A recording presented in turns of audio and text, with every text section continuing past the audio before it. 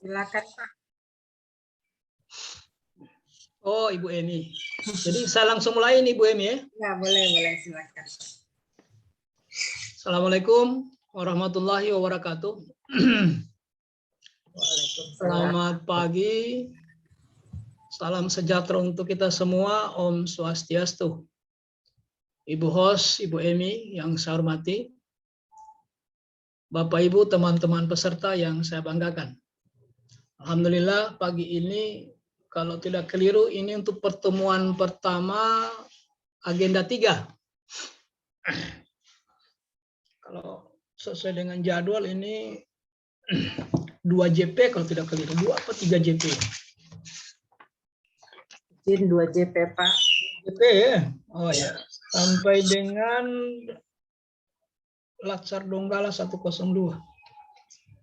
Sampai jam 9. Sampai jam 9 Pak.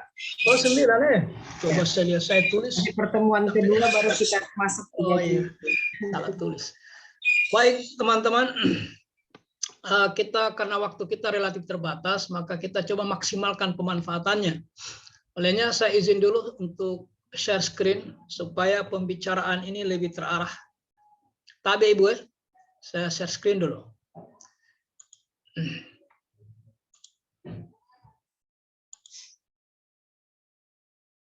Baik, pembelajaran agenda 3.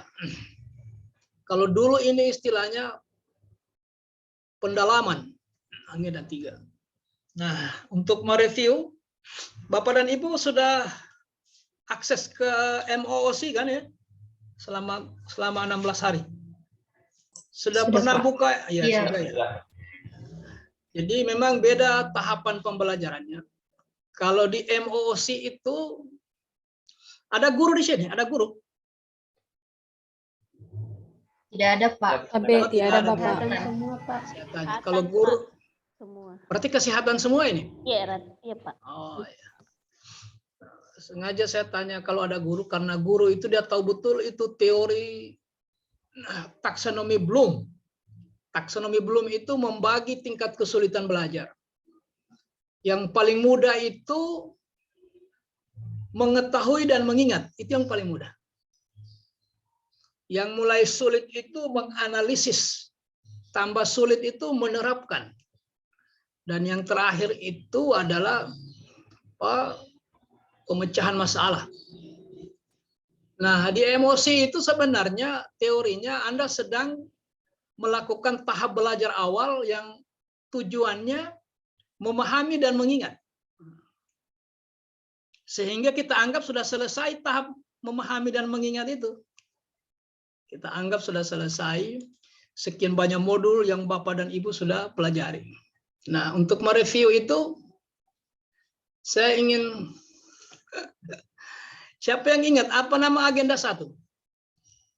Sekedar mereview bahwa benar Bapak dan Ibu pernah singgah di MOOC. Apa nama agenda 1 itu? Ya? Ada yang tahu? Karena di situ kita memahami dan mengingat. Nah, sekarang kalau sudah paham, siapa yang ingat? Apa nama? Namanya saja, bukan isinya, namanya. Agenda 1 itu apa namanya? Izin menjawab, Pak. Hah? Yang pertama wawasan kebangsaan, kedua analisis isu kontemporer, dan yang ketiga itu kesiapsiagaan bela negara. Ya, itu tidak salah. Setiap kalau nanti kita seminar, simak baik-baik pertanyaannya penguji, gitu ya.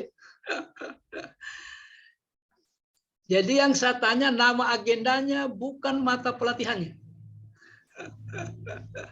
Nama agendanya apa? Sikap bela negara, Pak. Sikap perilaku bela negara, Pak. Ya, ingat-ingat itu.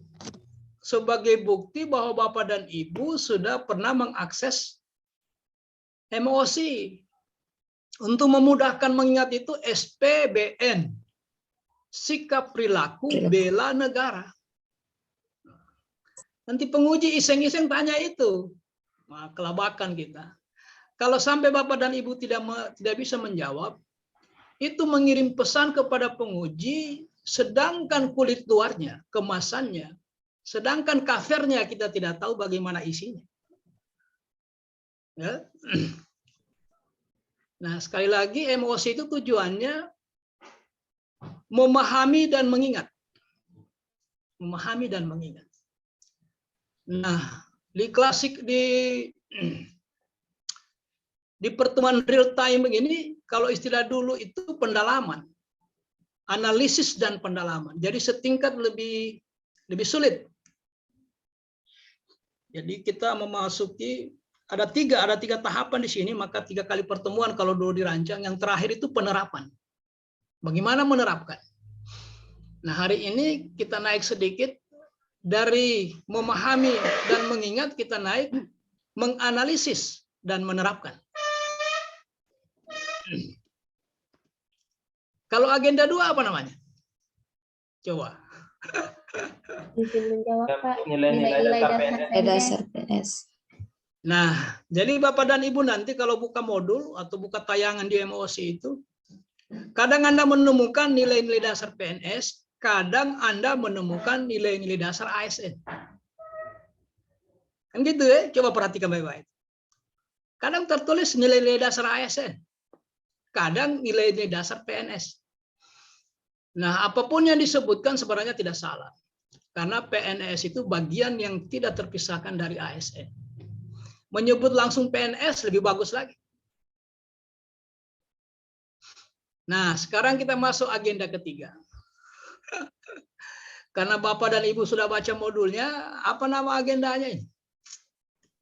Menyegarkan ingatan. Izin menjawab, Kedudukan Pak. dan peran Kedudukan dan peran PNS PNS dalam NKRI. Coba. Nanti dicari tahu ulang ya. Yang menyebut kedudukan dan peran PNS dalam NKRI itu nomenklatur lama. Itu sebutan lama itu. Yang terbaru apa?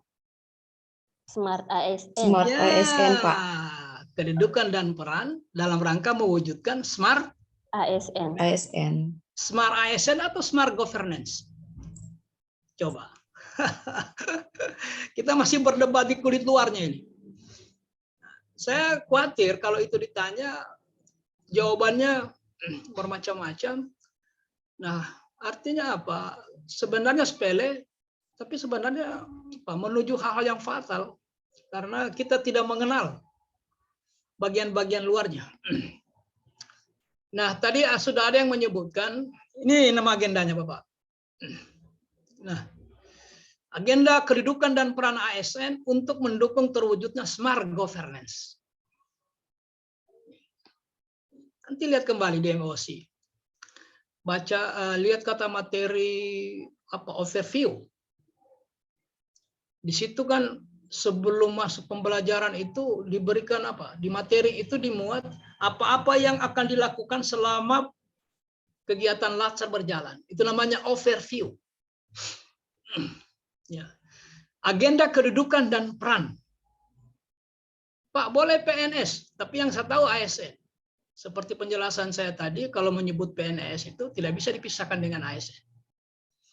Nah, kalau menyebut ASN berarti baik PNS maupun P3K. Mana yang duluan sebenarnya? Agenda kedudukan dan peran. Kalau selama ini kita dengar peran dan kedudukan, yang benar itu yang mana ya? Agenda, peran, dan kedudukan. Atau kedudukan dan peran. Mana yang benar?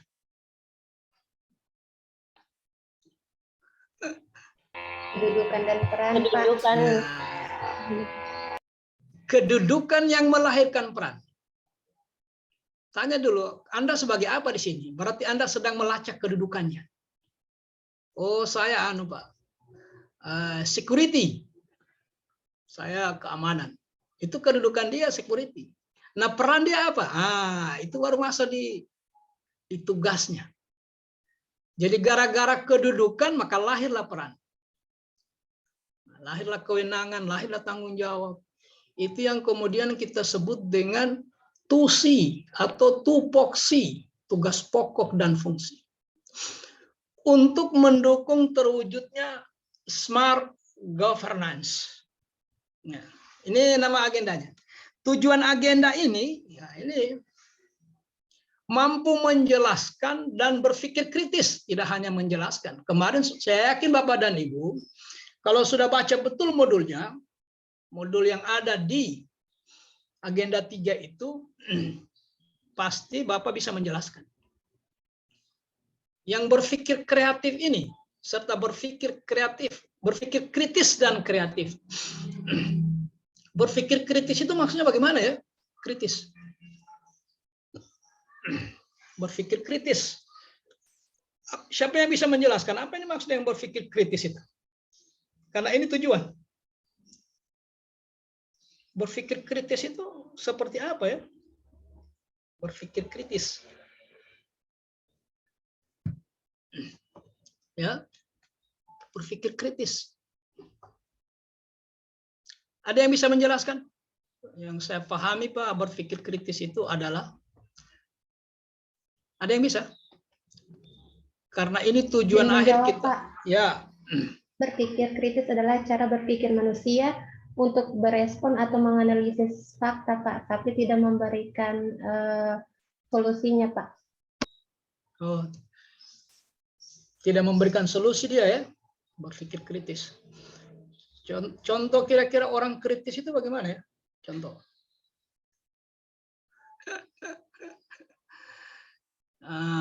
Ada dua tipe orang. Ada yang kritis, ada yang analitik. Kalau analitik, kecenderungannya teman-teman di medis itu analitik. Dia berpikir causality, sebab akibat. Atau jika maka. Itu namanya analitik. Kalau kritis, dia selalu menampilkan hal yang berbeda dengan yang orang pikirkan. Dia melihat dari sisi lainnya. Dia tidak menerima begitu saja. Misalnya begini, mohon maaf mungkin agak terlalu jauh contohnya. Anak-anak kita kasih tahu, karena Bapak dan Ibu mengerti kesehatan. Nah, jangan dimakan sisanya tikus, nanti kena tipes. Betul apa tidak itu? Betul ya? Nah, anak-anak yang kritis balik bertanya, jadi Ibu, kalau seandainya tikus memakan sisa manusia, kenapa sudah tikus itu? Nah, itu namanya anak kritis itu. Kritis dia. Kita kasih tahu jangan makan sisa makanan tikus, nanti kena tipes. Dia balik. Lantas kalau tikus makan sisa manusia, kenapa tikus? Jadi itu ciri-ciri anak kritis. Kritis. Dia selalu melihat dari sisi-sisi yang berbeda. Kritis. Dia tidak menelisik kenapa ini terjadi. Nah, kalau yang menelisik kenapa itu terjadi itu sebab akibat. Itu tipe analitik. Nah, Anda ini tidak boleh hanya menerima begitu saja. Harus kritis. Dan yang kedua, berpikir kreatif. Artinya berpikir kritis ini kita disuruh melihat sesuatu secara komprehensif.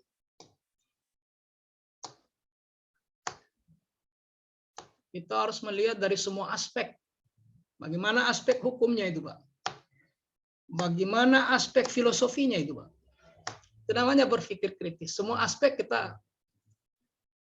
kita tinjau dari berbagai dimensi, dari berbagai aspek.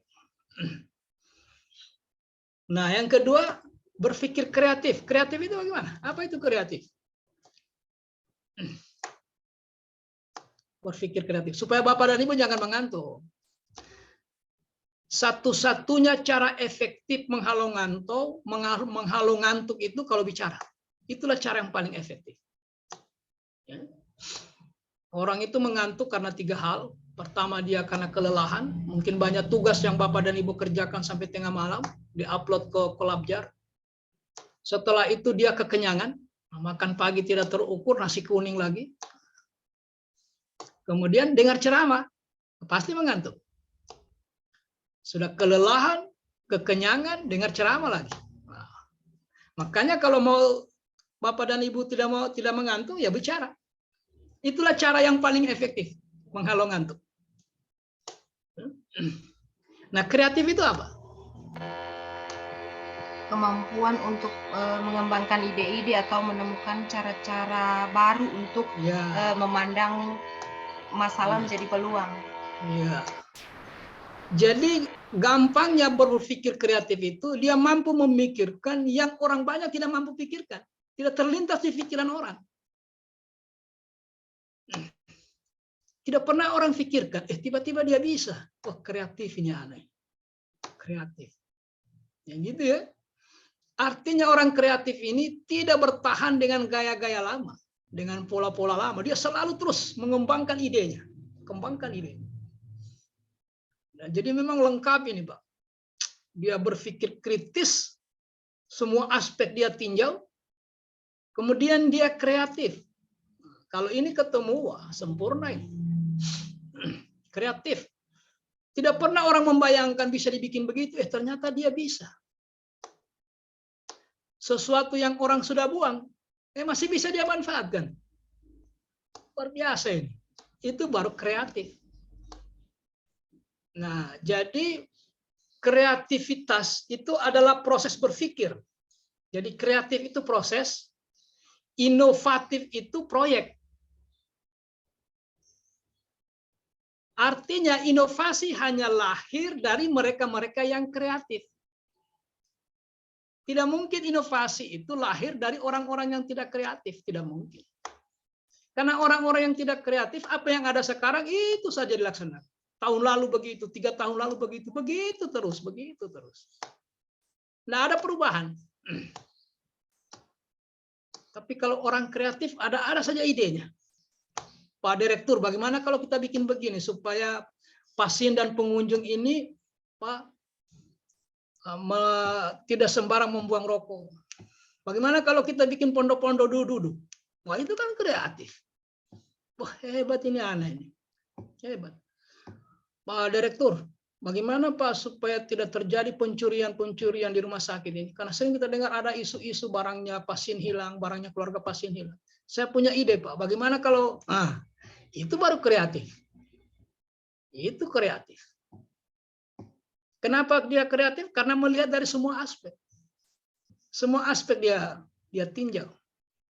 Ya. Terhadap konsep dan praktek dalam pengelolaan ASN. Nah, pengelolaan ASN ini Bapak Ibu ada 14 item. Pengelolaan ASN ini. Nanti kita bicarakan. Meskipun materinya 14 item itu saya tidak muat. Kalau ada yang bertanya manajemen ASN, apanya yang dikelola di ASN itu? Ada 14. Mulai dari merekrut sampai pensiun. Ada 14 item itu ditata, dikelola, dimanage. Nah, ini yang kita tinjau secara kritis dan kreatif. Sesuai dengan kedudukan dan perannya ibu-ibu. Nah, apa kedudukan dan perannya sebentar kita bicarakan. Karena kita ini masih bicara modul manajemen ASN. Kan ada 2 modulnya. Ya, kalau yang modul lalu itu Bapak Ibu, ada 3 mata pelatihannya. Manajemen ASN, pelayanan publik, dan whole of government. Nah, sekarang tekanannya pada 2 hal. Manajemen ASN dan smart ASN. Karena itulah 2 hal yang bisa mewujudkan good governance atau smart governance.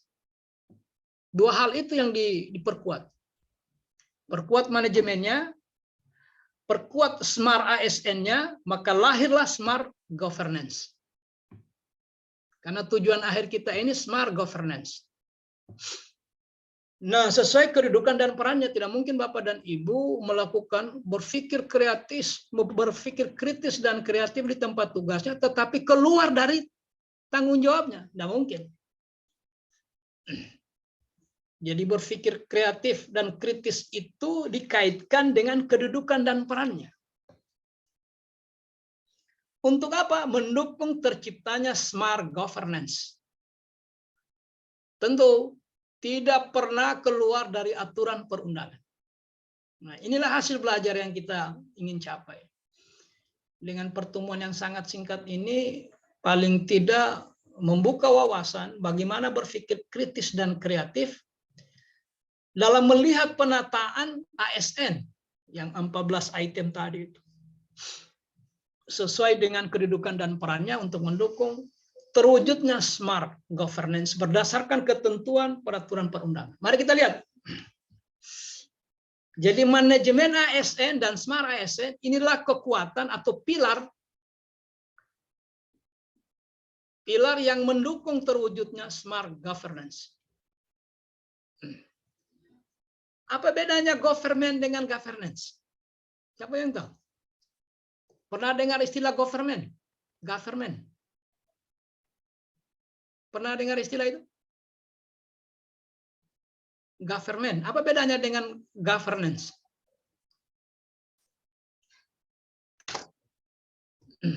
Di mana perbedaannya?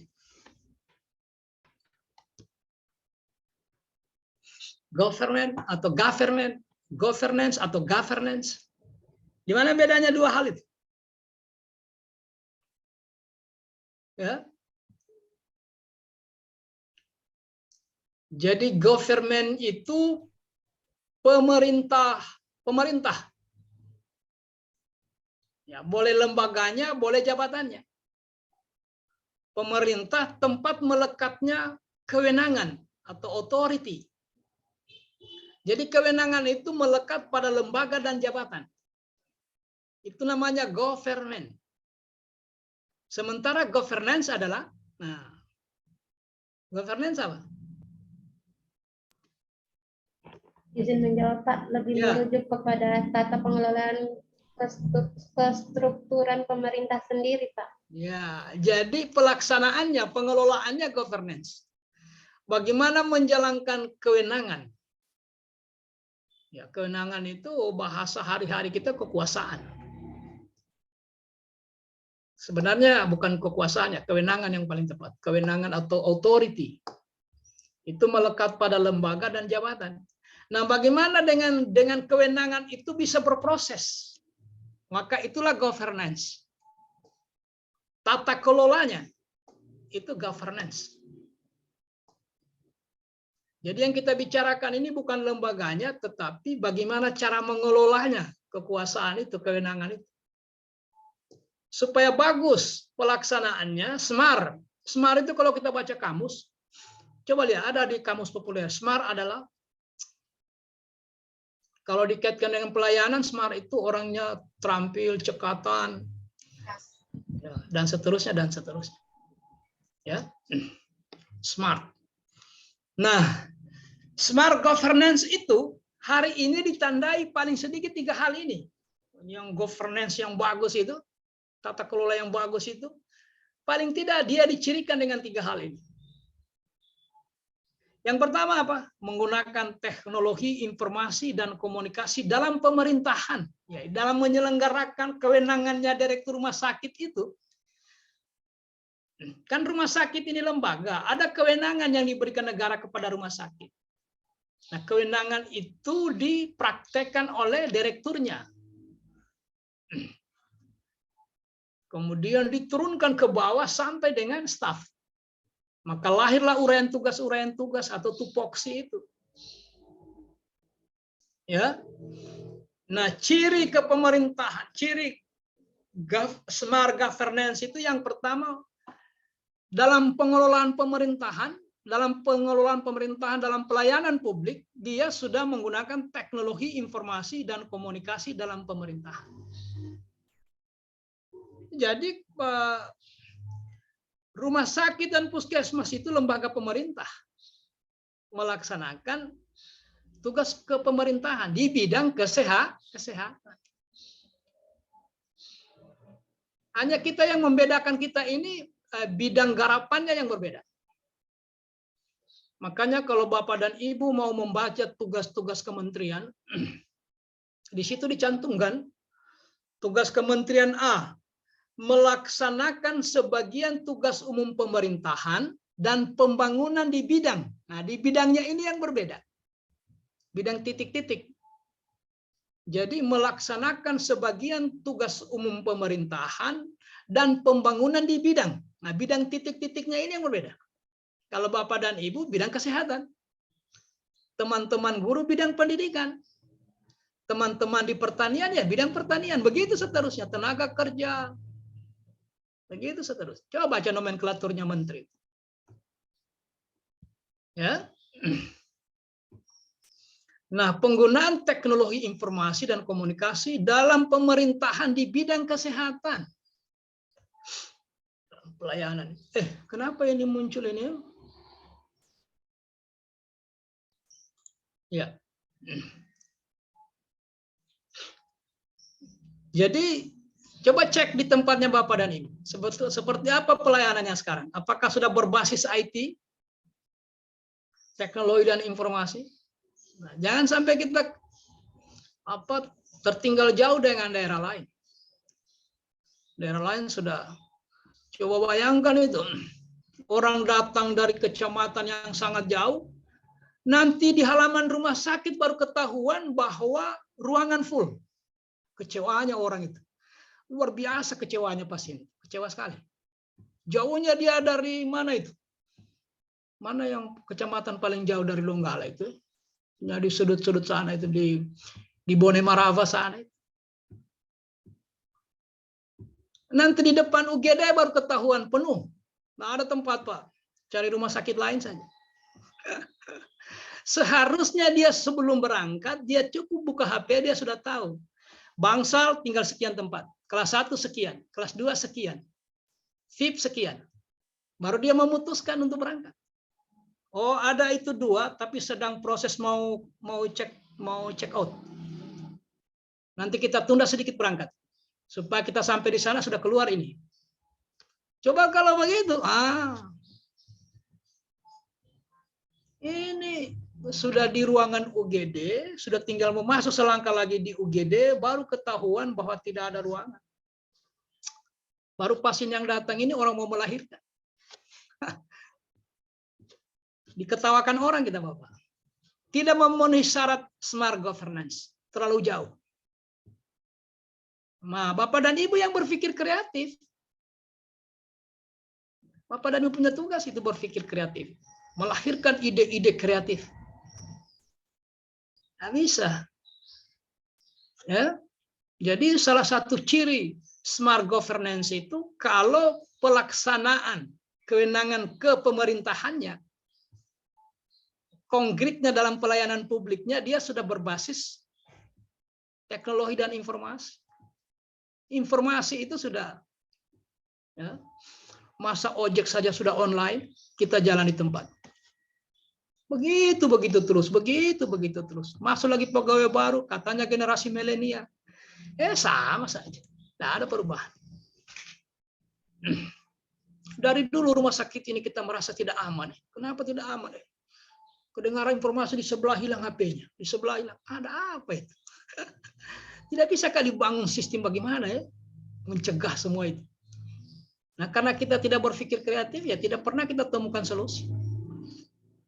Gitu-gitu aja. Saya tidak menyebut rumah sakit Donggala ini ya. Ini kan konteks umum kita bicara. Jangan dikirain Pak Baharun ini tidak, bukan Kabelota, bukan. Rumah sakit lain.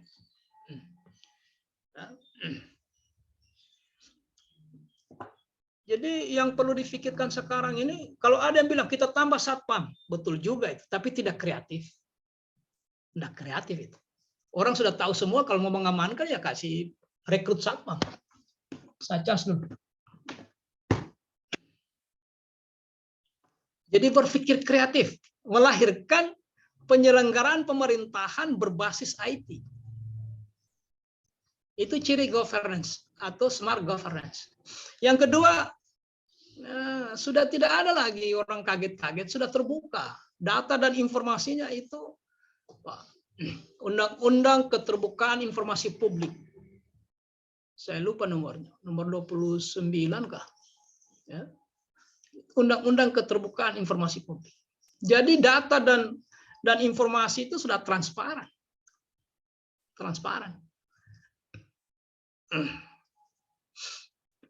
Jadi orang bisa melihat data apa saja yang terkait dengan pelayanan Bapak dan Ibu. Kecuali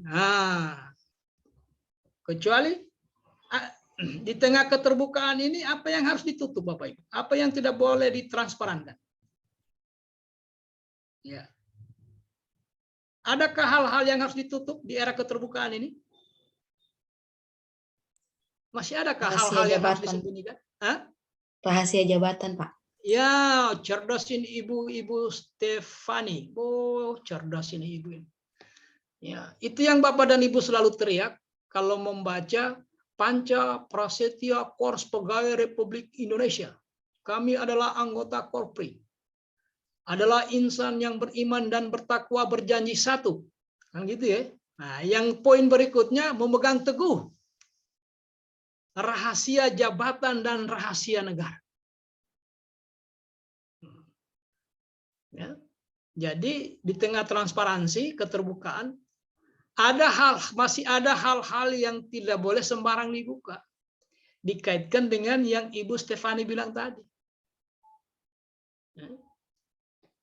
Mana contoh konkretnya Ibu? Ibu di kesehatan juga nggak? Oh iya, escape.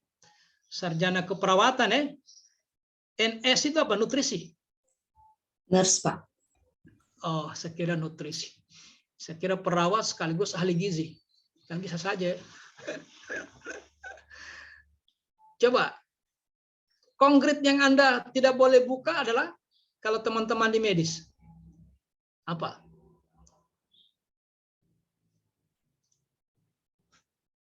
Apa yang tidak bisa dibuka di dunia medis?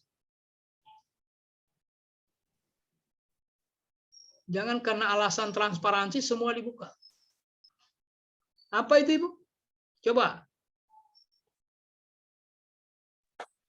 Ada yang bisa? Dari 10 orang? Dari 9 orang? Siapa? Kasih contoh konkret satu. Identitas pasien, Pak. Ya, rekam medisnya Riwayat pasti. pasien. Rekam medisnya tidak boleh kemana-mana. Ya, itu rahasia jabatan. Bukan rahasia negara. Rahasia yang melekat pada jabatan Bapak di medis. Itu antara lain. Kecuali untuk kepentingan pemeriksaan. Kalau sudah diperiksa oleh inspektorat atau apa, ada hal-hal tertentu yang seharusnya bersifat rahasia, tetapi karena ada kepentingan yang lebih besar, karena ini juga ada undang-undangnya. Apalagi kalau yang periksa itu kejaksaan. Apalagi kalau KPK. Jangankan dokumennya. Apa namanya itu tempat berangkasnya saja diangkat boleh. Angkat sekaligus dengan berangkasnya, bukan cuma laptopnya. Karena untuk kepentingan pemeriksaan, audit. Kalau bukan untuk kepentingan itu banyak hal. Jadi rahasia ini Bapak Ibu, ada yang menurut sifatnya, ada yang menurut perintahnya. Ada yang menurut sifatnya, ada menurut perintah. Jadi yang pertama, ciri-ciri smart governance itu berbasis AI, mampu menggunakan itu. Yang kedua, dia transparan. Terbuka dengan data yang ada di rumah sakit. Terbuka, tidak ada yang disembunyikan. Semua orang bisa akses, kecuali hal-hal yang memang menurut sifat dan perintahnya dirahasiakan. Ya, termasuk salah satu di antaranya catatan-catatan atau rekam medis pasien, kecuali untuk kepentingan pemeriksaan. Misalnya diduga bahwa kematiannya tidak wajar, maka perlu diambil rekam medisnya oleh ahli forensik. Coba dulu, sini coba mana rekam medisnya dulu ini. Nah, dibuktikan dengan dugaan-dugaan, digali ulang kuburnya, diotopsi kembali. Itu kerjanya ahli forensik. Oh benar, ada sentuhan benda tumpul di organ tertentu. Nah, gitu ya. Baru boleh dikeluarkan itu rekam medis. Kalau tidak bisa. Yang berikutnya, merumuskan kebijakan sesuai dengan kebutuhan. Jadi apa yang dirumuskan itu sesuai dengan kebutuhan orang yang dilayani. Itu baru. Bukan kepentingan orang yang melayani. Kepentingan orang yang dilayani. Kebutuhannya, bukan keinginannya, kebutuhannya. Nah, sebelum pindah, sampai kita pada pertanyaan berikutnya. Sebagai pelayan publik, bolehkah Bapak dan Ibu menolak memberikan pelayanan? Boleh atau tidak? Ayo, hanya menjawab boleh Pak atau tidak boleh Pak. Boleh atau tidak? Hah? Menurut saya boleh, Pak. Boleh? Bagaimana? Kasih keras Pak.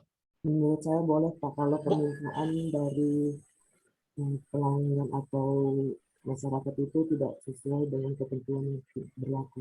Sangat benar. Sangat benar. Jadi pegang baik-baik ini jawabannya Ikut Tutip. Jadi boleh kita menolak memberikan pelayanan apabila bertentangan dengan aturan.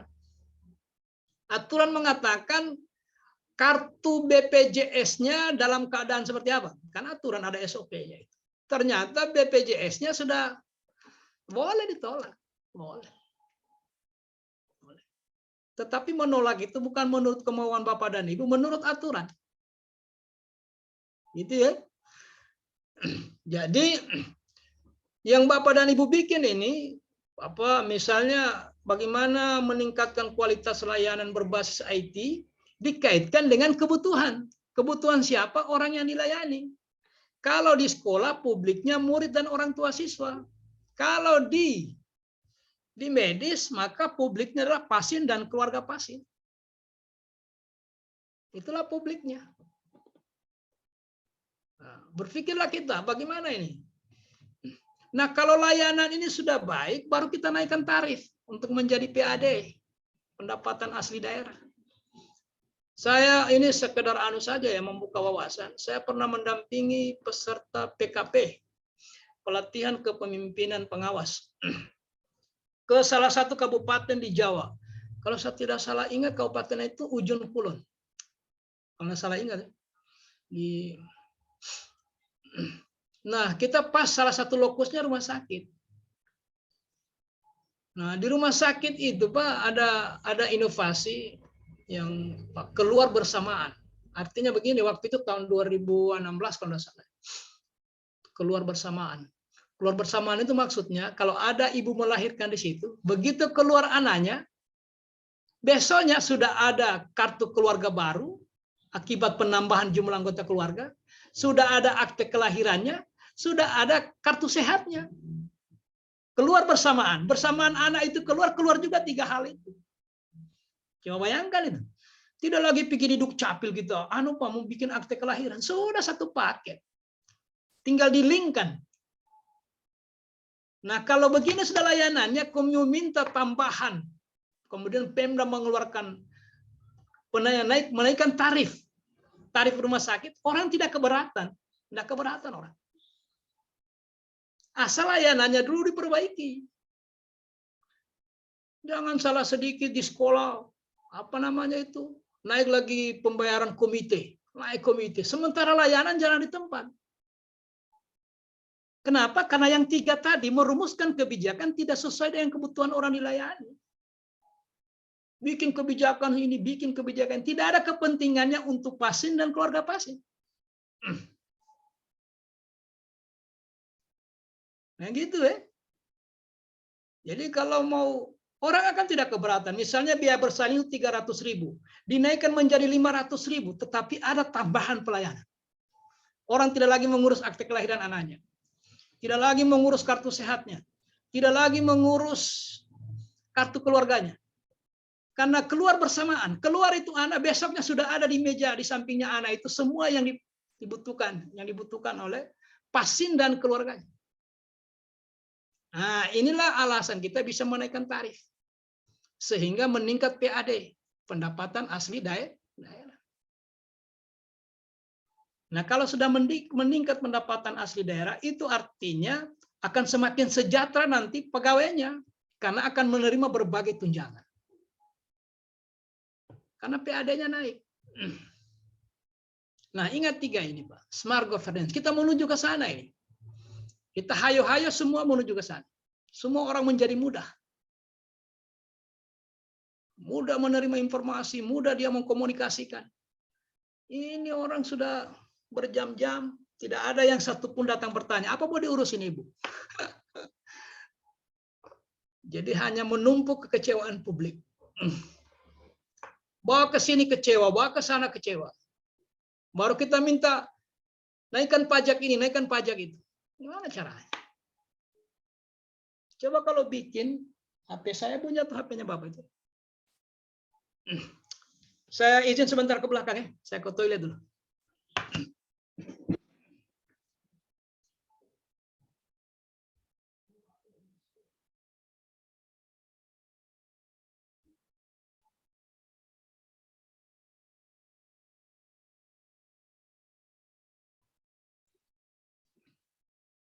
Ya.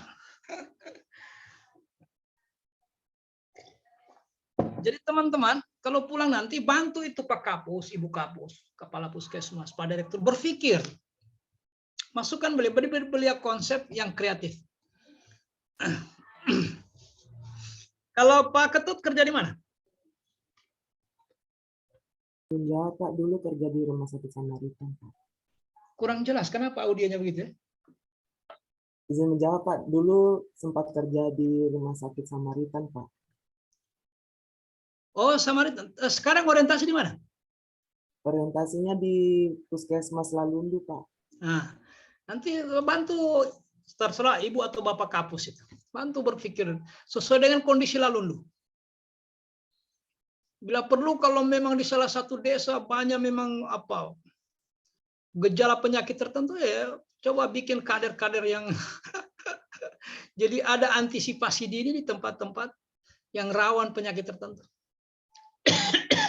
Kan banyak pilar-pilarnya tenaga, banyak pilar-pilarnya Bapak dan Ibu di masyarakat. Ada bidan desa, ada kader ini, kader itu. Coba berpikir kreatif. Sesuai dengan kebutuhan orang yang dilayani. Sudah tiba saatnya. Bapak dan Ibu jangan lagi berharap dengan senior-seniornya. Jangan. Karena kita beda generasi. Teman-teman generasi milenial, kita orang kolonial. Beda, kemampuan IT kita berbeda. Jadi saya ini hanya bisa ngomong. Hanya bisa ngomong saya. Ngomong pada tataran kebijakan. Tapi kalau disuruh mensimulasikan seperti apa IT itu, informasi itu saya tidak bisa. Tapi karena kita baca kebijakan-kebijakan pemerintahnya, kita tuangkan dalam materi. Kalau Anda membaca modul Smart ASN itu jumlah halamannya kalau tidak keliru 124 halaman. Tidak tahu yang mana kita membaca konsennya. Nah, jadi ini inti-intinya ini. Ya. Jadi Anda dibawa ke Latsar ini membuka wawasan, berpikir bagaimana membawa kondisi di Donggala menjadi smart governance. Ya, mulai dari lingkup tugas kita masing-masing. Kita memang baru mau mulai benahi ini. Coba lihat itu hasil pemanfaatan teknologi dalam birokrasi itu. Indonesia itu urutan jauh sekali dibanding dengan negara-negara lain di dunia. Ini hasil survei internasional. Akibatnya kita menjadi pasar. Coba baca di awal-awal, di pendahuluan Smart ASN. Atau di akuntabel, di modul akuntabel. Bukan, di modul kompetensi. Jauh sekali kita ini, Pak. Dari sisi pemanfaatan IT. Dari 100 sekian negara di survei, kita urutan ke berapa ya? Sudah sampai 60 kali. Saya lupa, ada kemarin sempat saya baca. Akhirnya negara sebesar ini jadi tempat pelemparan produk orang lain. Kita hanya bisa menjadi konsumen. Tidak bisa menjadi produsen. Bukan penghasil, pemakai. Maka membutuhkan orang-orang kreatif. Yang mampu berpikir pada seluruh aspek. Holistik, komprehensif berpikirnya. Itu ya. Nah, mari kita lihat kedudukan kita. Kenapa kita dituntut itu? Karena kenapa tidak mau pindah lagi? Makanya perlu dikelola. Dikelola dengan baik ini ASN. Manajemen itu artinya apa? Apa artinya manajemen? Jangan ragu menjawab. Manajemen adalah apa itu manajemen? Dan saya kira Bapak dan Ibu paling sering ngomong kata ini. Manajemen, Pak, manajemen. Apa itu manajemen itu? Ibu Febriana, apa itu? Manajemen adalah?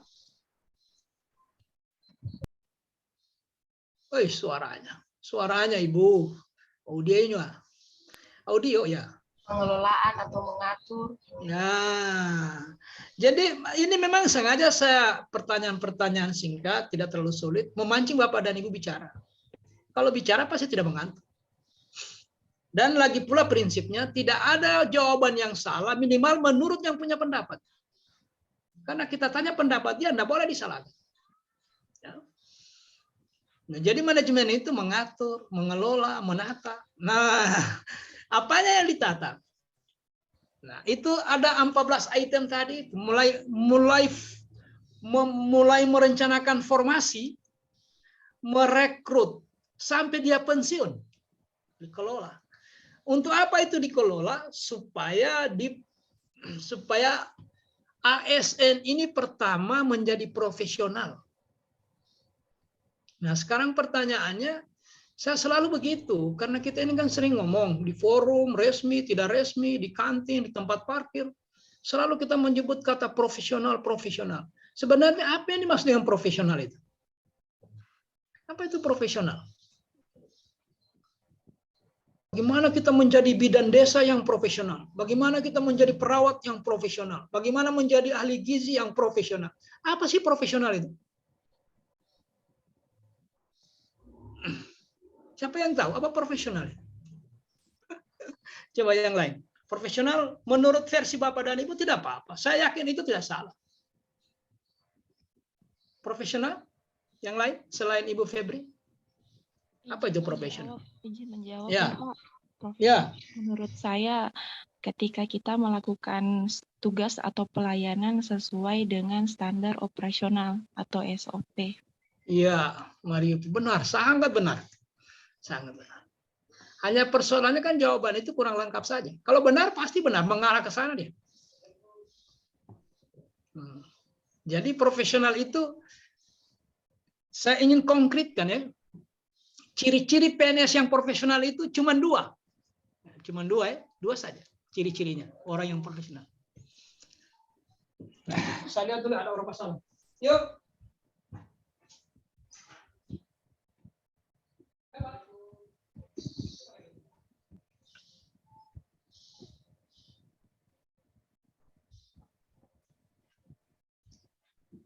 Jadi yang profesional itu dua cirinya, Bapak. Apa? Yang pertama apa? Ahli di bidangnya. Jadi itu yang pertama, kompetensinya. Jadi dia kompeten di bidangnya. Ya. Sebagai dokter Anda memang kompeten di situ. Yang kedua apa? Bekerja sesuai dengan aturan. Sudah. Profesional sudah dia itu. Ya. Jadi yang pertama dia selalu mengasah kompetensinya, selalu mengasah kemampuannya, sehingga dia menjadi ahli di bidangnya. Pada saat yang sama dalam menerapkan keahliannya itu dia bekerja sesuai dengan aturan perundangan, tidak boleh keluar. Karena di birokrasi ini Bapak dan Ibu tidak satupun aktivitas Bapak dan Ibu yang tidak jelas aturannya,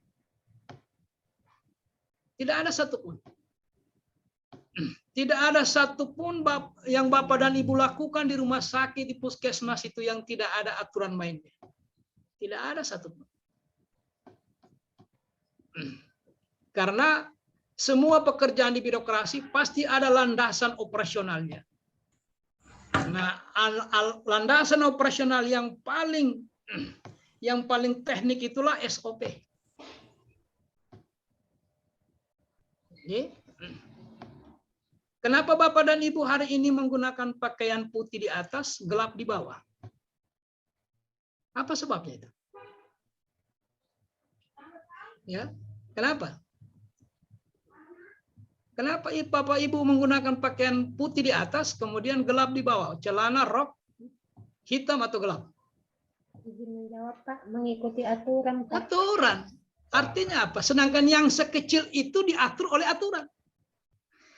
Bagaimana sampai pekerjaan besar? Kenapa kita harus 2 JP hari ini? Aturan.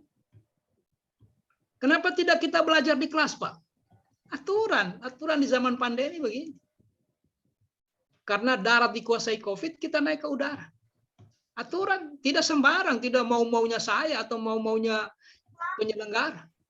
Semua menggunakan dasar hukum.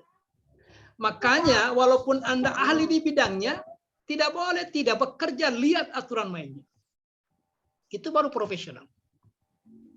Untuk apa Anda ahli gizi, ahli keperawatan, tetapi berhubungan dengan Pak Jaksa, tiap 2 minggu melapor? Untuk apa itu? Tidak ada gunanya keahliannya. Karena waktunya habis berurusan dengan masalah hukum.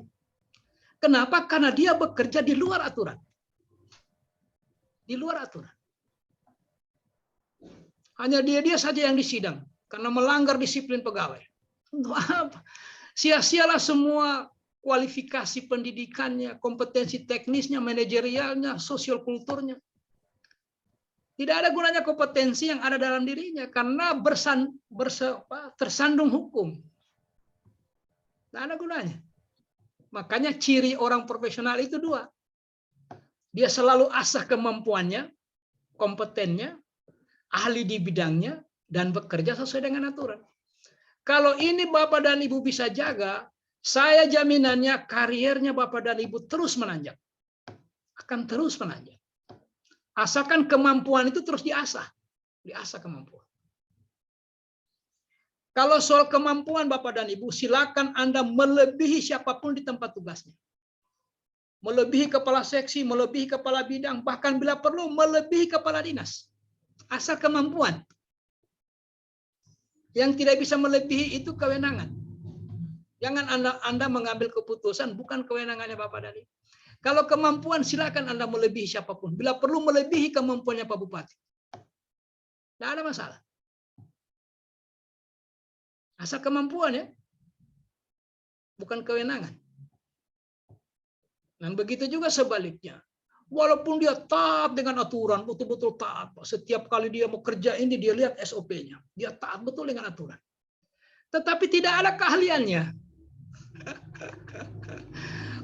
Batensi saja dia tidak bisa. Batensi saja tekanan darahnya pasien tidak bisa dia. Nah, ada juga gunanya itu. Taat aturan tapi tidak punya kemampuan, tidak ada kompetennya. Coba kami dulu Pak, periksa kata anunya itu. Oh, enggak bisa saya Pak. Coba kami periksa kata anunya itu, apanya, apa semua yang biasa diperiksa itu, selain tekanan itu. Coba kata periksa kata asam uratnya itu. Aduh, saya belum tahu Pak. Coba kata periksa apa lagi ya? Asam urat, gulanya. Pak, itu lebih saya tidak tahu lagi itu Pak. Lantas yang Anda tahu apa? Yang saya tahu aturan. Wah, salah itu. Tidak bisa. Jadi ciri orang profesional itu Ibu, sudah betul Ibu bilang tadi taat dengan SOP. Yang kedua, ahli di bidang. Yang kedua, memiliki nilai dasar. Apa nilai dasar? Ini yang banyak Bapak. Banyak sekali ini. Jadi membosankan kalau itu dibahas. Memiliki, dia bekerja sesuai dengan etika profesi. Untuk apa? Kenapa dikelola itu? Dikelola itu supaya PNS ini bekerja nanti bebas dari intervensi politik dan praktek KKN. Kita tidak lagi diintervensi politik. Nanti diadakan pelayanan di kecamatan A ya. Ternyata karena dapilnya si A. Tak bisa lagi itu. Nanti operasi bibir sumbingnya itu dengan operasi kesehatan gigi dan mulut kita pusatkan di kecamatan tertentu. Ternyata itu pesanan politik. Karena ada orang omnya bapak dan ibu anggota dewan. Dia pesan ke ibu dan ibu menyanggupi itu melaksanakan. Itu namanya tidak terlepas dari intervensi politik. Kita tidak lagi melihat partai apa, komunitas partai apa. Kita tidak ada hubungannya dengan itu. Kami ini pelayan publik yang profesional. Tidak ada hubungannya dengan praktek-praktek politik itu. Tidak ada. Kita tidak pernah melihat melayani pasien Komiu ini Golkar atau apa. Tidak ada urusan dengan itu. Tidak ada. Bebas. Ya. Jadi kita memiliki nilai dasar. Pengelolaan atau manajemen ASN itu diharapkan menghasilkan satu ASN yang profesional. Yang kedua memiliki nilai dasar. Etika profesi dan bebas dari intervensi politik dan praktek KKN. Nah, KKN ini pastilah Anda jangan lagi berani sekarang melakukan pungutan-pungutan yang tidak jelas dasar hukumnya. Ya, sudah pasti itu. Baik, itulah manajemen ASN-nya. Nah, sekarang kedudukannya. Kedudukannya kita ini sama dengan kalau kita bicara ASN, include di dalamnya P3K. Tanpa saya sebut-sebut ya. Kalau bicara ASN berarti terikut di dalamnya P3K. Nah, kita tidak ngomong secara spek, secara khusus tentang P3K. Kedudukan kita adalah unsur aparatur negara. Unsurnya, jadi bagian yang tidak terpisahkan dari aparatur negara. Aparat yang berada dalam struktur negara. Jadi kita kalau kedudukan itu unsur aparatur negara sama dengan TNI, unsur. Perannya sebagai perencana, pelaksana dan pengawas penyelenggaraan tugas umum pemerintahan. Ini secara umum ya. Yang saya bilang tadi, coba lihat nomenklaturnya menteri. Melaksanakan sebagian tugas umum pemerintahan dan pembangunan di bidang.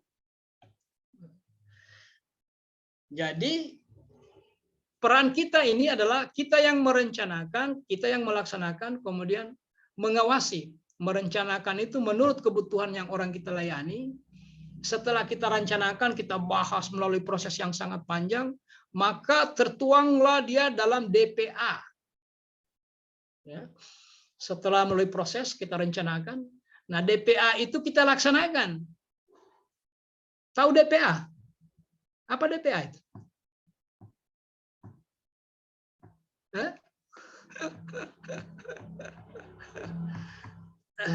Itu yang dipakai bendahara itu yang kalau mengeluarkan uang. Karena dari RKA, rencana kerja anggaran, difinalisasi menjadi DPA. Daftar. Apa itu, Ibu? Siapa? Izin menjawab, Pak. Dokumen pelaksana anggaran. Ya. Jadi gitu ya. Jadi kita merencanakan, kita tuangkan ke DPA, kemudian kita awasi. Secara internal kita mengawasi, walaupun ada pengawas eksternal. Di internal kita lakukan pengawasan. Apa itu yang terkait dengan tugas pemerintahan dan pembangunan nasional melalui pelaksanaan kebijakan. Jadi kalau pembangunannya di bidang kesehatannya itu. Ini pengertian umumnya ya, kalau kita baca Undang-Undang Nomor 5 Tahun 2014 tentang aparatur sipil negara. Boleh dicek. Apa peran kita di situ? Seperti ini redaksinya. Nah, kemudian fungsi pelaksana kebijakan publik dan pelayan publik serta pemersatu bangsa. Itu fungsi. Jadi kita ini pelaksana kebijakan publik. Nah, begitu dia masuk di tugas sudah operasional. Makanya diawali dengan awalan me. Kalau awalan me pasti kata kerja itu. Membuat, menyusun, melaksanakan, mendistribusikan. Kan kata kerja itu. Maka tugas itu dikerjakan, melaksanakan kebijakan publik. Nah, sudah melaksanakan. Kedua, memberikan pelayanan publik. Nah, sudah bekerja itu. Memberikan pelayanan. Kemudian mempererat. Dia bertanggung jawab mempererat. Ada upaya persatuan dan kesatuan. Jadi dengan demikian sampai kita pada kesimpulan bahwa selama ini keliru kita mengatakan tugas dan fungsi. Bukan. Fungsi yang melahirkan tugas. Di Undang-Undang Nomor 5 itu fungsi dulu baru tugas. Karena fungsi, gara-gara ada fungsi lahir tugas. Maka tidak mungkin fungsi itu bertentangan dengan tugas. Tidak mungkin. Karena tugas ini menjabarkan fungsi. Nah, barangkali yang mungkin teman-teman kita beda pemahaman, apa yang dimaksud dengan kebijakan publik itu? Karena itu yang kita mau laksanakan. Siapa yang tahu apa itu kebijakan publik? Karena kita ini melaksanakan kebijakan publik. tentu kita harus tahu apa itu kebijakan publik. Bagaimana cara melaksanakan sementara kita tidak tahu. Apa itu kebijakan publik itu ya? Siapa yang bisa kasih contoh konkret kebijakan publik? Ini Donggala 102 ini nanti kita ketemu ulang. Oh, 3 kali pertemuan. 3 kali. Ya. Biar sampai di sini saja nanti di status-status hukum ini. Ya. Ini juga harus clear dulu ini. Apa itu kebijakan publik, Bapak, Ibu? Izin menjawab, Pak. Ya, Kebijakan publik adalah kebijakan yang dinyatakan oleh pemerintah untuk dikerjakan atau yang tidak boleh dikerjakan. iya, bagus. Dengan Ibu siapa tadi? Saya tidak lihat orang. Stefani Cindy, Pak. Oh, Stefanis ya, bagus. Iya. Ya. Nah, kalau dikasih konkret, kira-kira apa itu? Kasih konkret kata. Kebijakan publik itu dalam bentuk apa? Lebih ke kayak larangan dan apa yang harus dilakukan seperti mengikuti peraturan perundang-undangan dan larangannya. Iya, sudah cocok ini. Jadi kebijakan publik itu kalau konkretnya kalau di tingkat nasional undang-undang. Itulah kebijakan publik. Nah, sehingga Bapak dan Ibu ini mengeksekusi undang-undang kesehatan. Yang Bapak dan Ibu eksekusi itu undang-undang. Karena itu kebijakan publik. Undang-undang apa? Undang-undang kesehatan, undang-undang apalagi satu kemarin tentang virus itu. Yang penting ada kaitan dengan kesehatan. Teman-teman di guru undang-undang tentang pendidikan nasional. Teman-teman di penanggulangan bencana, undang-undang tentang penanggulangan bencana. Teman-teman di tenaga kerja, begitu seterusnya, begitu seterusnya. Yang dieksekusi itu adalah kebijakan publik. Kebijakan publik itu undang-undang. Undang-undang itu kalau belum teknis dijabarkan ke peraturan pemerintah. Peraturan pemerintah juga belum teknis dijabarkan ke Permen. Bapak dan Ibu ketemu dengan Permenkes. Nah, kalau dirunut ke atas tidak boleh bertentangan dengan undang-undang kesehatan, tidak boleh. Tidak bisa. Karena Permenkes itu turunan dari undang-undang. Sampai dia menjadi SOP. Makanya konsideran di SOP itu menyebut semua itu. Undang-undang nomor sekian tentang kesehatan, peraturan pemerintah nomor sekian tentang ini dan itu, Permenkes nomor sekian tentang ini, baru muncul SOP-nya. Jadi yang Anda eksekusi itu adalah kebijakan publik. Jadi benar kata Ibu siapa tadi itu? Karena jawabannya bagus sekali. Ibu siapa tadi? Stefani, Pak. Stefani, Pak. Stefanis. Bagus sekali jawabannya. Ya. Yang kedua, memberikan pelayanan publik. Apa itu pelayanan publik? Coba konkretkan kata. Dikonkretkan apa itu pelayanan publik itu? Ya. Siapa yang tahu? Pelayanan publik adalah yang konkret. Ya, biarlah bahasanya Ibu sendiri, tapi Ibu konkret. Ya. Pelayanan publik. Apa itu? Izin menjawab, Pak. Iya, iya. Pelayanan publik itu lebih kalau kita seperti memberikan jasa, berarti kita memberikan pelayanan yang tergantung dari profesinya kita. Jadi yang membantu menguruskan, membantu menyelesaikan masalah orang, itulah pelayanan. Nah, kita beda-beda. Kalau guru yang dia bantu itu siswa dengan orang tua siswa, supaya orang tua siswa juga terlibat. Yang Bapak dan Ibu urus ini ya pasien dengan keluarga pasien supaya ikut, bukan menambah masalah ketika sampai di puskesmas atau rumah sakit. Justru membantu bersama-sama menyelesaikan. Nah, pelayanan publik itu ya itulah melayani, mengurus, membantu orang menguruskan. Apa mau diurus? Kesehatannya kah? Pendidikannya kah? Kesulitan dia mendapatkan dana usaha kecil kah? Apa dia butuh izin? Kita bantu mengurusnya. Kira-kira begitu konkretnya melayani publik. Walaupun per definisi menurut undang-undang ada definisinya, tapi kalau kita tarik substansinya itu. Makanya kalau ada orang datang di puskesmas kita harus respon. Ada perlu apa ini, Pak? Apa mau dibantu ini, Ibu? Oh, Pak, saya mau mendirikan mau cari-cari informasi bagaimana caranya mendirikan toko obat. Kira-kira ya. Oh, kalau itu Ibu jangan ke sini karena kita pelayanan di sini. Coba Ibu ke dinas ini, kan enak gitu. Kita bantu orang. Ini sudah 3 jam bolak-balik di kantor. Dari pintu pertama sampai pintu terakhir, kandas di WC paling akhir, tidak ada seorang pun yang tegur. Ya. Nah, apalagi kalau disentuh dengan layanan yang berbasis IT, nggak usah ke rumah. Kalau yang begitu, Ibu, klik saja ini, nanti ada petunjuknya di situ. Kalau mendirikan apotek begini, mendirikan toko obat begini, tunjukkan dia. Karena kita sudah berbasis IT semua. Ibu nggak usah ke sana-sana ojek lagi. Mungkin habis uang itu. Ibu sambil masak saja di dapur, klik-klik aja ini.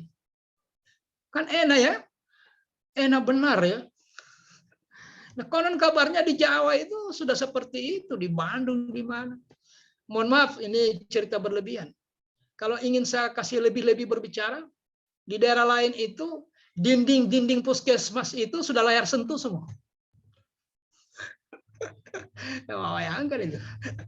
Nggak ada lagi, tinggal sentuh lagi. Menu apa? Apa mau dicari? Di ruangannya Bapak itu layar sentuh, belok kiri layar sentuh, depan layar sentuh. Gitu ya, melaksanakan kebijakan. Memberikan pelayanan. Pelayanan publik itu benar itu ada 3 ya. Ada pelayanan barang, ada pelayanan jasa, ada pelayanan administratif. Ya. Pelayanan barang itu, yaitu sarpras, sarana dan prasarana. Bangun dermaga, bangun jalan, jembatan, puskesmas, sekolah, rumah guru. Itu namanya pelayanan barang. Pelayanan jasa ya termasuk Bapak dan Ibu pelayanan jasa. Pelayanan administratif izin, administrasi kependudukan. Jadi itu 3 itu jenis kalau bicara kita mau lebarkan apa itu pelayanan publik. Nah, mempererat persatuan dan kesatuan bangsa saya tidak ulas lagi karena ada di agenda 1. Saya yakin Bapak dan Ibu sudah sangat tahu. Sudah belajar agenda 1 Bapak? Sudah ya? Agenda 1 sudah pastilah. Sudah, Pak. Nah iya. Jadi di situ kan wawasan kebangsaan dan nilai-nilai bela negara. Nah itu isinya itu. Mempererat persatuan dan kesatuan bangsa. Membangun semangat nasionalisme dan patriotisme. Nasionalisme itu faham tentang kebangsaan. Kan isme ya. Isme itu faham. Nasionalisme. Maka lahir isme-isme yang lain. Komunisme. Kapitalisme. Nah, kalau kita ini kan faham kebangsaan, nasionalisme. Rasa cinta tanah air. Bukti dia cinta itu, dia gelorakan semangat untuk menjaga NKRI. Nah, semangat itulah patriotisme. Nah, kita dalam rangka itu, menjaga persatuan dan kesatuan bangsa.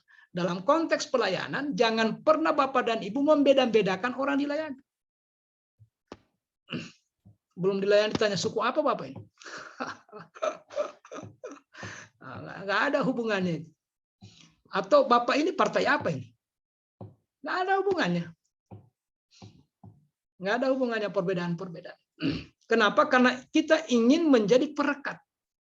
Orang merasa diperlakukan sama di hadapan penyelenggaraan kekuasaan pemerintah. Ya. Jadi sekira ini mungkin Bapak dan Ibu tidak ada hubungannya dengan pekerjaan saya yang Bapak jelaskan. Saya ini perawat ini Pak. Tidak ada seorang pun bisa bicara begitu Bapak, termasuk dokter. Kenapa? Karena Bapak adalah warga negara dan menjadi unsurnya aparatur negara. Harus tahu kedudukannya. Jadi makanya paling sedikit menurut saya, kalau Anda ingin undang-undang tentang aparatur sipil negara dibaca-baca sedikit. Jangan juga dibaca cuma hak-haknya, kewajibannya tidak pernah dibaca. Ya, seimbanglah. Baca haknya, baca kewajibannya. Karena itu yang mengatur kita, Pak, sebagai ASN. Kemudian undang-undang tentang administrasi pemerintahan. Itu yang ada kaitannya dengan posisi kita sebagai aparatur sipil negara. Dan undang-undang tentang pemerintahan daerah. Undang-undang 23 ya. Ya, sekira itu ya. Nah, lanjut. Ini sampai jam 9 kita ya, sampai jam 9 ya. Jadi Bapak dan Ibu, saya tidak menyiapkan waktu khusus. Kalau ada yang tanya, angkat tangan saja. Tidak ada sesi khusus untuk tanya jawab, tidak ada. Sambil jalan saja ini. Karena waktu kita ini, kalau tidak keliru tadi, sampai jam berapa nanti ini? Jam 9, Pak. Jam Ya. 9, Bapak. Bukan 9.15. Bukan. 9 pas ya. Baik. Hak dan kewajiban. Kalau kita bicara ASN, berarti kita bicara juga di dalamnya P3K. Saya ulang-ulang. Pak, kenapa P3K Pak tidak diikutkan Latsar? Nah, siapa yang bisa jawab itu? Karena dia ASN, Pak. Kenapa dia tidak ikut Latsar? Kenapa dia tidak ikut Latsar, Bapak? P3K.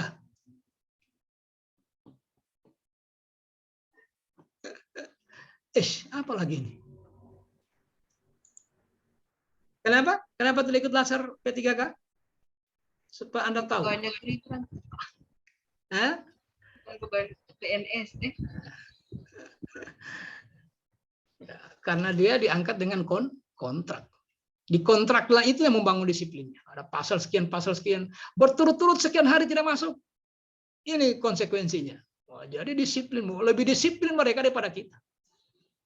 Nah, kita membangun disiplin ini cuma begini, apel pagi, apel siang, perkenalkan itu peraturan PP 53 tentang disiplin PNS, belum tentu orang taat.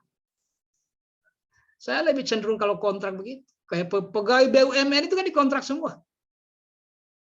BNI, BTN, PLN, BUMN itu dikontrak. Pegawai kontrak. Tapi mereka lebih disiplin. Lebih disiplin. Makanya kalau hari ulang tahun Korpri, kita lihat pegawai BRI pakai Korpri. Pegawai Bank Tabungan Negara pakai Korpri. Kenapa? Karena mereka adalah bagian dari ini, cuman dia dikontrak. Dia anggota corporate. Nah, yang membedakan kita dengan P3K cuma yang cetak merah. Itu saja yang membedakan. Ya. Waktu diangkat beda, Anda lewat seleksi online itu. Mereka juga seleksi, setelah diangkat, Anda di-SK-kan oleh pejabat yang berwenang, sementara mereka adalah melalui proses kontrak. Sehingga hak itu yang berbeda di cetak merah. Hanya itu beda. Kalau yang lainnya sama. Dia dapat gaji, dapat tunjangan, dapat fasilitas, bisa cuti. Ada perlindungan, ada advokasi. Sepanjang dia bekerja sesuai dengan aturan. Sama dengan Bapak dan Ibu. Kalau bekerja di luar aturan, jangankan rumah sakit, ID pun tidak ikut melindungi. Profesinya, ikatannya Bapak dan Ibu tidak ikut melindungi. Kenapa? Karena Bapak dan Ibu bekerja di luar aturan. Tidak mungkin orang di OTT KPK kita pergi lindungi. Nggak mungkin. Disergap oleh tim buser narkoba, kita lindungi. Kenapa? Oh iya, dia satu profesi dengan kita. Iya, dia bekerja tidak sesuai aturan. Kan kita sudah ingatkan di awal. Bekerjalah Anda sesuai dengan aturan. Dia terjaring dengan kasus narkoba. Nah, ini yang lagi viral ini. Kemarin ada berita sudah, wallahu alam ya, mungkin juga salah itu. Dr. Faisal itu sudah ditemukan di Palele. Wallahu alam. Jadi tidak perlu dikembangkan. Cuma saya baca berita yang benar kayaknya. Nah, kalau Anda bekerja sesuai dengan aturan, dilindungi. Berhak mendapatkan perlindungan. Hak itu hak. Apa bedanya hak dengan kewajiban, Bapak? Di mana perbedaan hak dengan kewajiban? Hah? Kalau hak, apa yang harus kita dapatkan, Pak? Kalau kewajiban yang harus kita jalankan. Wah, mantap. Ibu siapa lagi nih ngomong ini? Berapa tahun kuliah di Fakultas Hukum, Ibu? Tidak, Pak. Kalau hak itu boleh dipakai, boleh tidak. Boleh Anda pakai. Mau cuti? Saya tidak mau cuti. Tidak apa-apa, kan hak. Kalau kewajiban tidak bisa dihindari. Bisa. Andaikan cuti ini kewajiban, Bapak dipaksa. Harus cuti. Tapi karena hak, boleh Anda pakai, boleh tidak. Pak, saya tidak mau terima tunjangan saya. Tidak usah. Termasuk gaji juga. Pak Habibie pernah tidak terima gaji? Tidak apa-apa. Waktu menjadi Menristek, kabarnya ya, waktu menjadi Menristek beliau tidak terima gaji. Sudah, enggak usah saya terima gaji. Karena itu hak. Boleh digunakan, boleh tidak. Ada fasilitas Pak, ini ada fasilitas laptop, ada juga motor ini, karena masih di puskesmas Bapak. Oh enggak usah Pak, saya ada mobil, laptop saya juga lebih. Enggak apa-apa ditolak, karena hak. Itu bedanya ya. Kalau Anda menggunakan, boleh dituntut. Kalau ada orang yang tidak memberikan, boleh Anda tuntut. Karena Anda mau pakai itu hak. Gitu ya. Hak. Nah, kewajiban. Nah, ini Pak. Setiap pada Pancasila. Ini yang pertama. Undang-Undang Dasar NKRI. Setiap pada Pancasila. Loyal. Loyal. Jadi kalau ada orang mengatakan bahwa Pancasila ini barang salah, berarti dia lebih hebat, lebih suci, lebih pintar dari Ki Haji Hashim Ansari, Ki Haji Ahmad Dahlan, M. Nasir, Ki Haji Wahab Hasbullah, Ki Haji Tubagus, Ki Haji, siapa semua yang jadi pemikir di belakang lahirnya Pancasila itu. Ditambah dengan kelompok nasionalis, ada Bung Hatta, ada Bung Karno, ada Muhammad Yamin, ada Maramis. Jadi kalau ada mengatakan Pancasila itu salah, berarti kami lebih pintar dari neneknya Gus Dur, Ki Haji Hashim Ansari. Anda lebih suci dari Ki Haji Ahmad Dahlan. Karena ini proses ijtihad, menggerakkan seluruh kemampuan berpikir terbaik, melahirkan Pancasila. Ini kan konsensus. Sama dengan Piagam Madinah di eranya Nabi di Madinah. Konsensus. Menyatukan berbagai kabilah, suku dan agama. Mau Nasrani, mau Majusi, mau Yahudi, mau Muslim disatukan dengan Piagam Madinah. Madinah Carter. Itu kan konsensus. Ya sama dengan Pancasila, konsensus. Kesepakatan bersama. Lahir dari orang-orang yang tidak memiliki kepentingan. Hanya satu kepentingannya bagaimana melihat bangsa ini tegak ke depan. Nah, itu saja kepentingan. Ya. Jadi ini produknya orang-orang yang ini saya luar biasa. Kalau di dalam dirinya ada nilai ketuhanan, pasti dia merindukan nilai kemanusiaan. Makanya uhuwah itu dinaikkan dari uhuwah Islamiyah, harusnya dia naik uhuwah insaniyah. Menjaga hubungan antar manusia, bukan lagi antara internalnya. Naik dia. Jadi kalau di dalam dirinya ada nilai ketuhanan, pasti dia merindukan nilai kemanusiaan. Kalau di dalam dirinya ada nilai kemanusiaan, dia pasti merindukan persatuan. Kalau benar di dalam dirinya ada nilai persatuan, maka dia mengedepankan musyawarah untuk mufakat.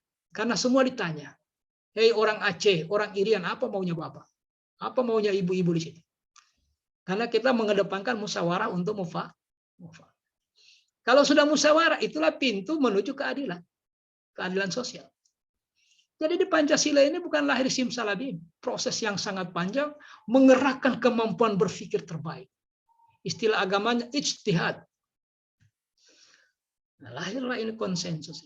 Jadi kalau ada yang bilang, wah saya ragu dengan Pancasila. Iya, memang kami lebih hebat dari Ki Haji Ahmad Dahlan. Bilang begitu saja. Nah, Undang-Undang Dasar. Nah, saya mau tanya Bapak dan Ibu, di mana terjemahannya Pancasila supaya operasional? Di mana Anda menemukan terjemahan Pancasila?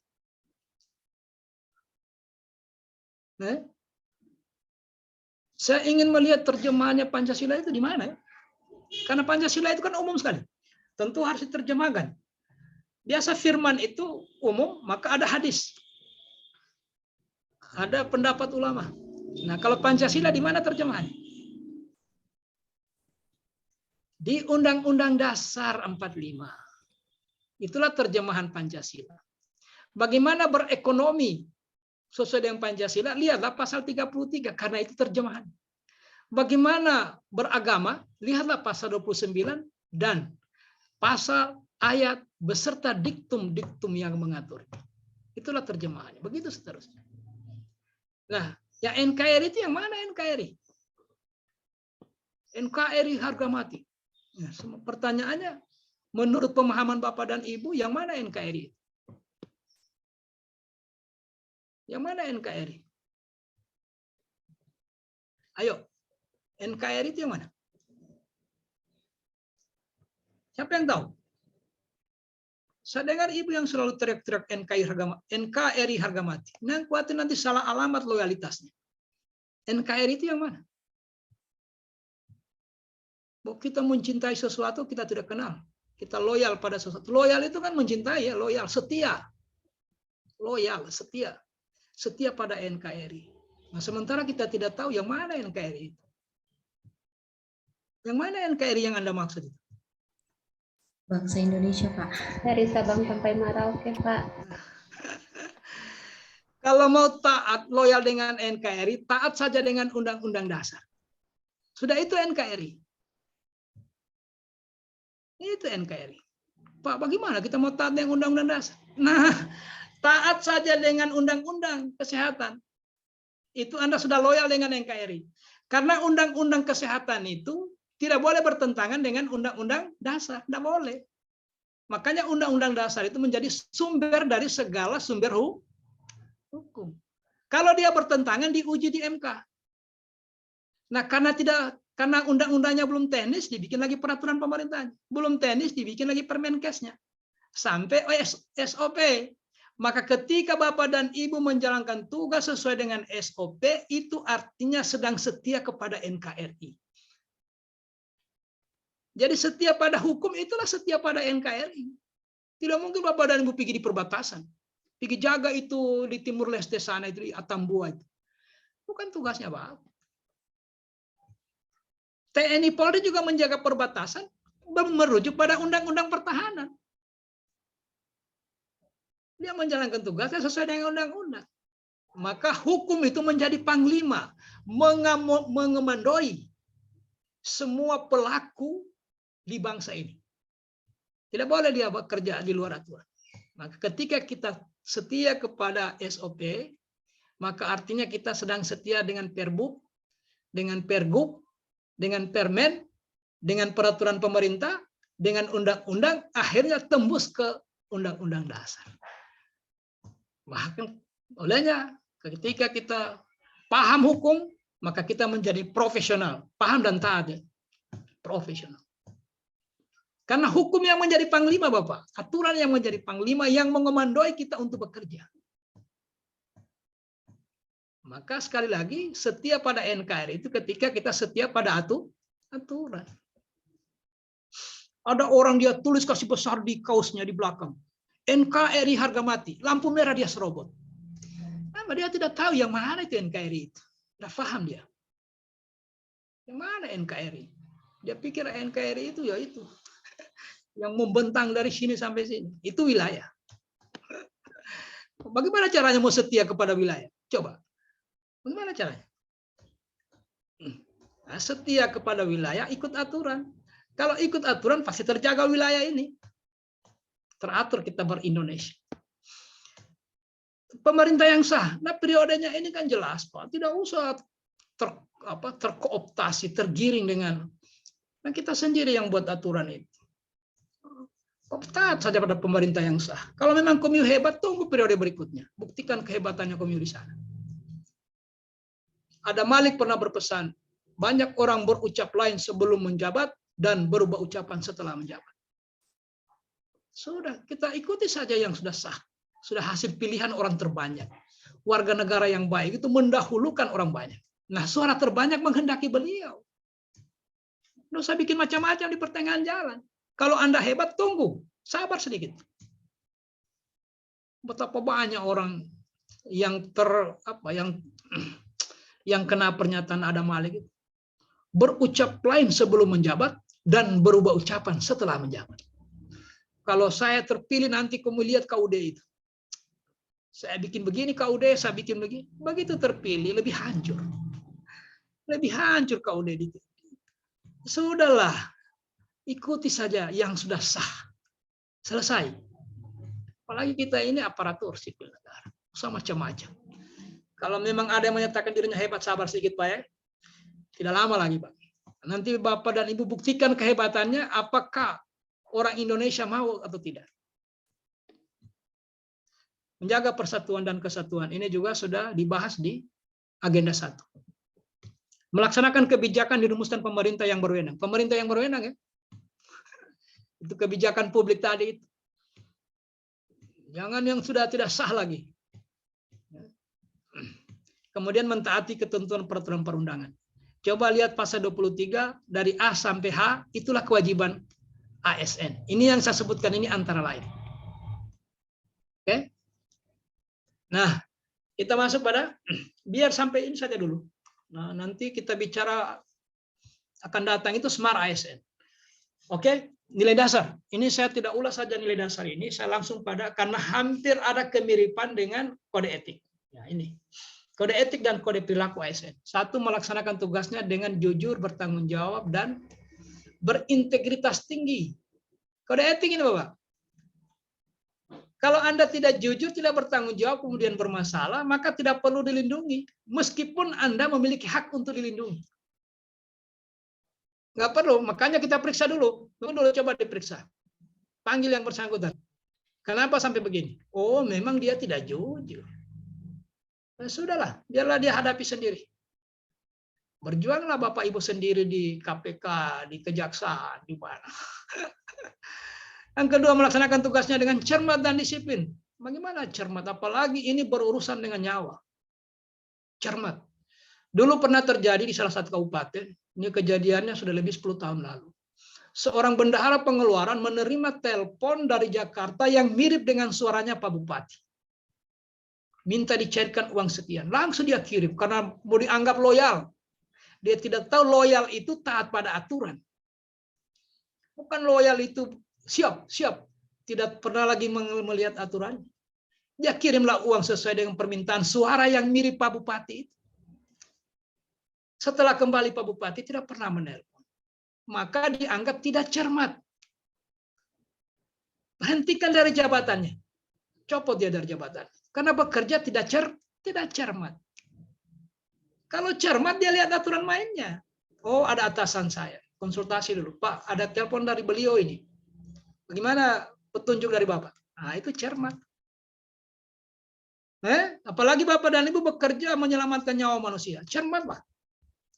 Kalau nanti dikomplain orang, Anda terlindungi dengan kode etik.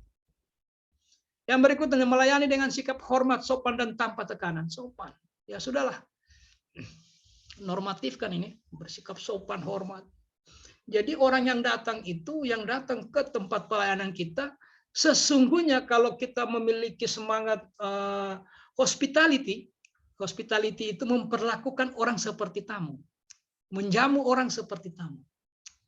Bayangkan itu, hospitality. Melayani pasien seperti tamu. Oh, di sini Pak, di sini Pak. Jangan di situ Pak, itu kurang bersih itu Pak. Kalau Bapak mau merokok, kami sudah siapkan tempatnya di sana Pak. Nanti di sana Bapak kan tidak terganggu lagi. Tidak ada lagi security datang menegur Bapak. Mohon maaf Pak ya. Jadi sopan. Jangan sampai di sana, kami tidak tahu siapa sih. Izin Pak Barun. Oh iya, habis waktu. Tidak apa-apa. Mohon maaf, sudah waktu kita sudah lewat 5 menit. Ya, sudah ya. Soalnya Kita akhiri pertemuan. Tadi atur waktu kelebihan tadi, iya Pak. Ya, memang saya tidak memberi waktu khusus untuk diskusi. Saya beritahu beliau-beliau teman-teman saya. Nah, kalau ada yang perlu ditanyakan sambil jalan.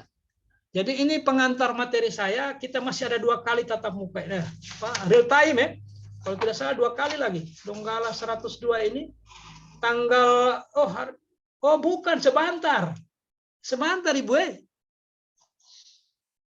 13.15. Coba lihat materinya. 13.15 sebentar sampai jam 4. Atau nanti Ibu arahkanlah. Kita pisah dulu. Nanti saya menunggu. Assalamualaikum Pak Mukmin. Oh, assalamualaikum Bos. Waalaikumsalam warahmatullahi wabarakatuh.